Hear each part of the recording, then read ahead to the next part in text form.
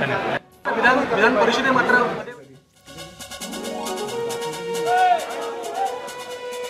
Update येते त्यानुसार योगेश टिळेकर भाजपचे मतं मिळाली आहेत 23, त्यामुळे ते जिंकलेले आहेत।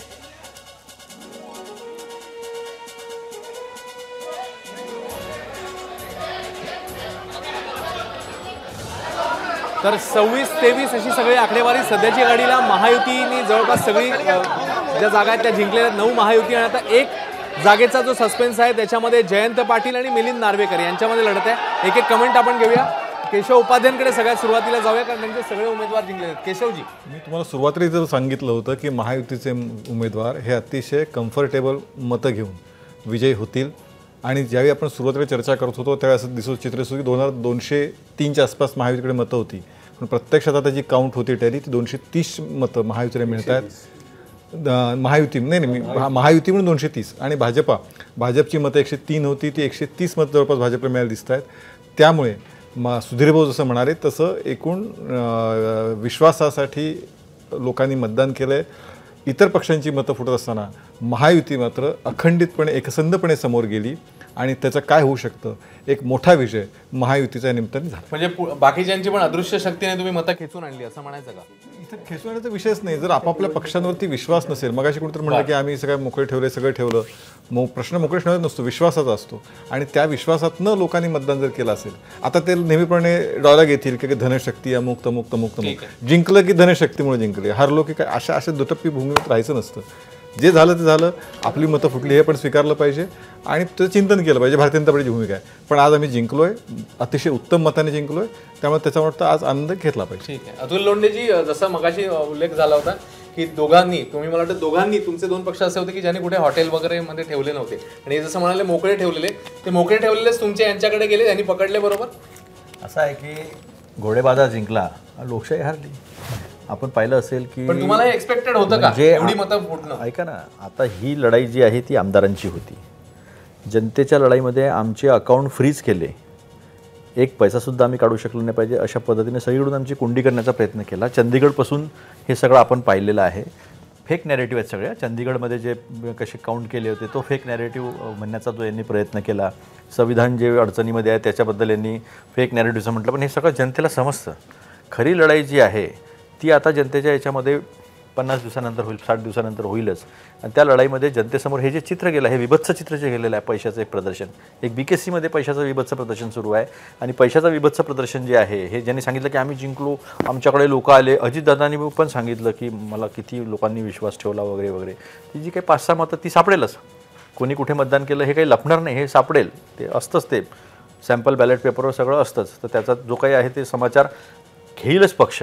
पण जनता या घोडेबाजाराचा समाचार जो आहे, ज्या पद्धतीने लोकसभेमध्ये एन्जिओप्लास्टी झाली, आता बायपास जी आहे ना ती या महाराष्ट्राच्या, झारखंडच्या आणि हरियाणाच्या निवडणुकीत झाल्याशिवाय राहणार नाही। ठीक आहे, आपण विद्यार्थ्यांची एक छोटी कमेंट घेऊ। विद्यार्थी, नाही, हा घोडेबाजार आता जरी अवधूत काही म्हणत असला, अजून त्याला धागा विचारायचं कारण असं म्हणजे जयंत पाटील ज्याला तुम्ही पाठिंबा दिला होता तो डेंजर झोन मध्ये आहे। एक थोडंसं थांबवतो विद्यार्थी, तुम्हाला आता मुख्यमंत्री बोलतायत, आपण त्यांची लाईव्ह कमेंट घेऊया। मुख्यमंत्री बोलतायत।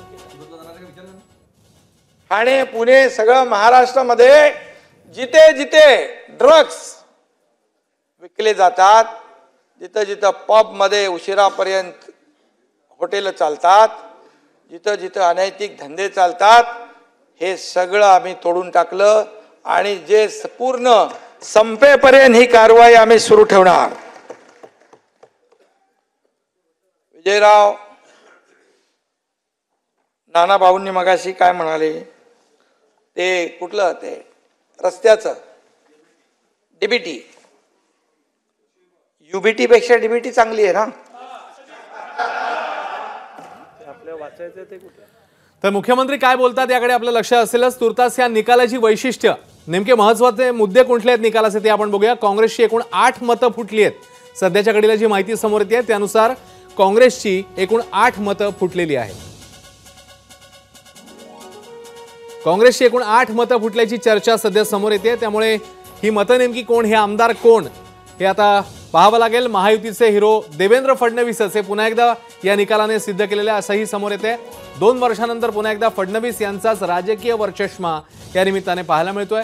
शरद पवारांना अजित पवारांचं एकही मत फोडता आलेलं नाहीये असेही बाब आता समोर येते. तर उद्धव ठाकरेंना शिंदेंचं एकही मत हे फोडता आलेलं नाही, ही देखील बाब इकडे अधोरेखित झाली. भाजपचे तरुण चेहरे आता विधान परिषदेत दिसतील, ही माहिती आता समोर येते, कारण ते सगळे जिंकलेले आहेत. पंकजा मुंडे यांचं राजकीय पुनर्वसन झालंय, 5 वर्षांनंतर ते आमदार झाले. तर अमित गोरखेंच्या रूपाने मातंग समाजातला तरुण चेहरा हा विधान परिषदेत पोहोचलेला पाहायला मिळतोय. योगेश टिळेकर यांच्या माध्यमातून माळी समाजाला देखील प्रतिनिधित्व मिळालंय, नेतृत्व मिळालंय.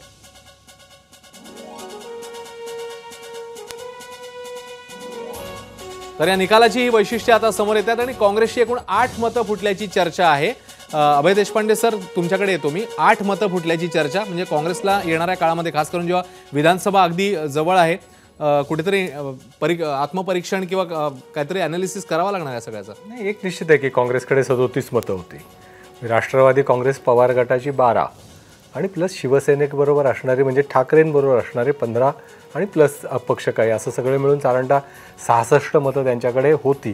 पण आत्तापर्यंत जे आपल्याकडे आकडे आलेले आहेत त्यानुसार एवढी मतं फुटलेले दिसत आहे. आता जयंत पाटील यांना 12 मतं दिसत आहेत. म्हणजे आता ती सगळी राष्ट्रवादीची आहेत का, त्यांचं एकही नाही आहे का? कारण त्यांच्या पक्षाचा एक आमदार आहे, त्यांच्या स्वतःच्या पक्षाचे शेकापचे एक आमदार आहेत. म्हणजे जर म्हणजे याचा अर्थ त्यांचंही मत मिळालं नाही का, राष्ट्रवादीचं मत एक कमी झालं का, डाव्या पक्षाच्या ज्या मतांवर ते अवलंबून होते ती नाही मिळाली. म्हणजे हे आता मला वाटतं की बॅलेट पेपर जेव्हा सगळे आपल्याला अंतिम आकडे येतील तेव्हा दिसेल. पण एक निश्चित आहे की राष्ट्रवादी काँग्रेस अजित पवार आणि शिवसेना शिंदे यांच्याकडचे काही आमदार स्वग्रही प्रयत्नाच्या तयारीत आहेत आणि ते आपले रंग या निवडणुकीत दाखवतील असं एक जे परसेप्शन तयार केलं जात होतं ते मात्र या निवडणुकीत दिसलेलं नाही, एवढं मात्र निश्चित. ठीक. तेव्हा आताच्या घडीची अपडेट येते त्यानुसार आपल्याला आता प्रतीक्षा येते अर्थातच शेवटच्या निकालाची, कारण आता हे सगळं समोरलं हे सगळं चित्र स्पष्ट होत आहे. मात्र एक निकाल, अजूनही एका जागेचा निकाल बाकी आहे, ज्याच्यामध्ये मिलिंद नार्वेकर आणि त्यासोबतच जयंत पाटील यांच्यातला आता कोण जिंकतं बघायचं. पुन्हा एकदा आपण जाऊया अधिवेशनामध्ये, जिकडे मुख्यमंत्री बोलतात. नमस्कार. मन सुद्धा तुझं ही वेगळ्याच प्रकारची मालिका तुम्हा सगळ्यांना खूप आवडली होती. याचा दुसरा सीझन कधी येणार अशी विचारणा झाली. प्रतीक्षा संपली आहे मित्रांनो. येतोय मन सुद्धा तुझाचा दुसरा सीझन.